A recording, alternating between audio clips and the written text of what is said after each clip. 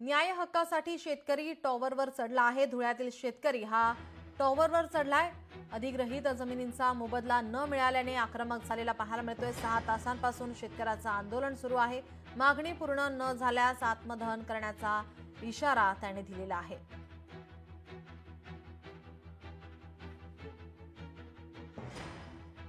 न्याय हक्कासाठी शेतकरी हा टॉवरवर चढलेला आपण पाहतोय। या ठिकाणी गेल्या 6 तासांपासून त्याचं हे आंदोलन सुरू आहे। मागणी पूर्ण न झाल्यास आत्मदहन करण्याचा त्याने इशारा दिलेला आहे। अधिग्रहित जमिनींचा मोबदला न मिळाल्याने हा शेतकरी आक्रमक झालेला आहे। टॉवरवर चढलाय, त्याला खाली आणण्यासाठी या ठिकाणी विनंती केली जाते। जवळपास 6 तासांपासून या शेतकऱ्याचं आंदोलन सुरू आहे। टॉवरवर चढून मागणी पूर्ण न झाल्यास आत्मदहन करण्याचा त्याने आता या ठिकाणी इशारा दिलाय।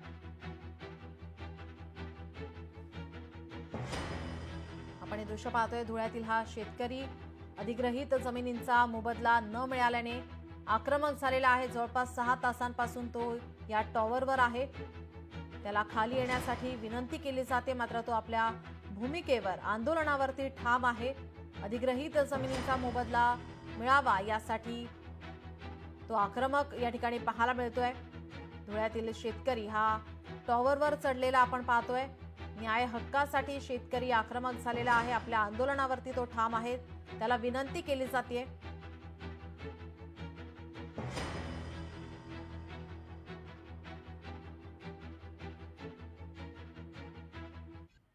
धुळे जिल्ह्यात साधारण 12 वर्षापूर्वी औष्णिक वीज प्रकल्प हा सुरू करण्यात आला होता। यासाठी शिंदखेडा तालुक्यातील मेथी परिसरातील या शेतकऱ्याच्या शेतजमिनी अधिग्रहित करण्यात आल्या होत्या। त्यावेळेस या शेतकऱ्यांना मोबदला योग्य पद्धतीने दिला जाईल असं सांगण्यात आलं होतं, परंतु आज जवळपास 12 वर्ष झालीत हा औष्णिक प्रकल्प सुरू झालाच नाही। परंतु या प्रकल्पाच्या ऐवजी सौर प्रकल्प या ठिकाणी आला आणि सौर प्रकल्प आल्यानंतर या 12 वर्षाच्या प्रतीक्षेत असलेल्या शेतकऱ्यांना त्यांचा हक्क मागण्यासाठी थेट टॉवरवर चढावं लागलं। नेमकी काय घटना आहे शेतकऱ्यांकडनं जाणून घेणार। भाऊ, नेमकी काय घटना होती, का तुम्हाला टॉवर चढावं लागलं, तुमची मागणी काय होती? सर, आम्ही औष्णिक प्रकल्पासाठी 2012 मध्ये जमिनी खरेदी केलेल्या आहेत। तर आम्ही आमचं 2012 मध्ये खरेदी करून आता 13 वर्ष झाले। 13 वर्षात आमचा मोबदला मिळालेला नाही आम्हाला। आणि आपलं अटी शर्ती होत्या खरेदी खतामध्ये, 10 ते 12 अटी शर्ती होत्या। त्याच्यात सांगितलेलं होतं की 5 वर्षात प्रोजेक्ट नाही चालू झाला तर आम्ही ज्याची जमीन त्याला परत करू। आता त्याला 13 वर्ष पूर्ण झालेले आहेत, तरी 13 वर्षात अजून आमचा मोबदला बी दिला गेलेला नाहीये। आणि आम्ही सांगतोय त्यांना की आमची जमिनी परत करा बुवा। त्यांच्याशी आम्ही खूप प्रशासनाची झगडलो त्या विषयावर, पण प्रशासनाने आमचा कुठेही शेतकऱ्यांचा आवाज दाबण्याचा प्रयत्न चालू आहे सर्व। तरी आम्ही 2 महिन्यापूर्वी पण इथं आंदोलन सुरू होतं आमचं आलं उपोषण। तर उपोषण सुरू असताना त्यांनी आम्हाला उचललं, सर्व शेतकऱ्यांना 45 शेतकऱ्यांवरती खंडणीचा गुन्हा दाखल केला। आणि आमचे शहानाभाऊ सोनवणे पण होते नेतृत्व करणारे, तर त्यांना पण उचललं त्यांनी आणि आम्हाला पण उचललं आणि 45 शेतकऱ्यांवरती खंडणीचा गुन्हा दाखल केला। त्याच्यानंतर मग त्यांनी आम्हाला अजून 3 दिवसात आमची जामिनी झाल्या। मग त्याच्यानंतर आम्ही आत्मदहनाचा इशारा दिला। आत्मदहनाचा इशारा देत असताना त्यांनी वारे साहेबांनी आम्हाला सांगितलं, पीआय आहेत शिंदखेड्याचे, त्यांनी सांगितलं की बाबा तुमची मिटिंग आम्ही भाऊ सोबत लावतो, पालकमंत्री साहेबांसोबत। तर त्यांच्याशी मिटिंग त्यांनी 2-4 दिवसात लावली आणि भाऊंनी आम्हाला सांगितलं त्यांच्या निवासस्थानी की 2 लाख रुपये एकरी तुमचे पैसे देतो बाबा आम्ही, असं सांगितलं। आणि 2 लाख रुपये एकरी सांगितलं 8 दिवसात देतो बाबा। त्याला आता 15 ते 20 दिवस झाले। आम्ही त्याच्यानंतर त्यांच्याजवळ गेलो, ते सांगतात 10,000 रुपये एकरी कंपनी देते तुम्हाला, तर घेऊन घ्या बाबा ते पैसे। तर आम्ही काही भीक नाही मागत आहे सर, 10,000 रुपये एकरी। आज 150 शेतकरी 1250 एकर जमीन आहे सर्व। तर बुवा आम्ही काय करू, लगेच विहिरींचे 5 लाख रुपये देतोय तुम्हाला। मग त्यावेळेस बागायती जमिनी होत्या, आता पण बागायती जमिनी आहेत, तर 5 लाख रुपये आता विहिरींचे देतात, म्हणजे तेव्हा पण बागायतीच होत्या ना त्या जमिनी। तर बुवा त्यांनी अजूनपर्यंत आम्हाला पैसे दिले नाही। आणि कोरडवाहू शेतकऱ्यांना पण सानुग्रह अनुदान देऊ बुवा, ते पण अजून दिलेलं नाही। शेतकऱ्यांचं सानुग्रह अनुदान देखील शेतकऱ्यांना मिळालं नाही। आणि पाहायला गेलं तर 100 पेक्षा जास्त शेतकरी जे आहेत या गोष्टीपासून वंचित आहे। दादा, टॉवर चढलाय शेतकरी, सरकारकडनं तुम्हाला आश्वासन दिलं गेलं होतं, काय आश्वासन होतं आणि आता तुमची शेतकरी म्हणून भूमिका काय असणार?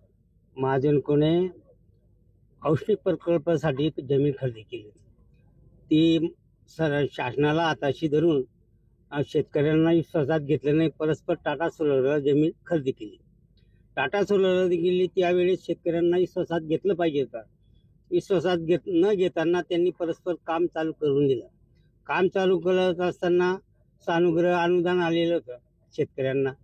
ती आम्ही ज्यावेळी जमीन खरेदी करून दिली त्यावेळी 10 लाख रुपये हेक्टरी जमीन खरेदी.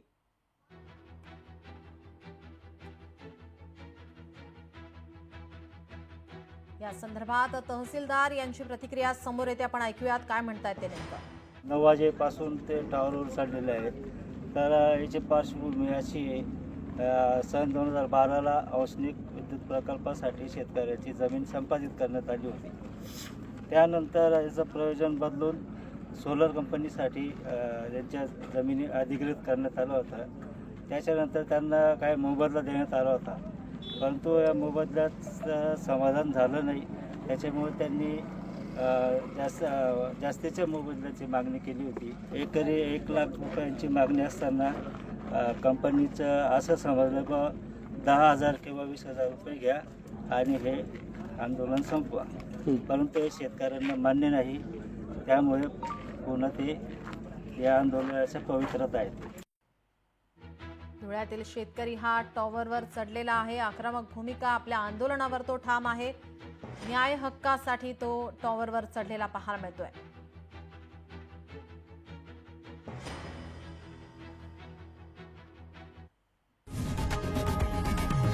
लोकशाही मराठी ऐका, पहा, जागरूक रहा.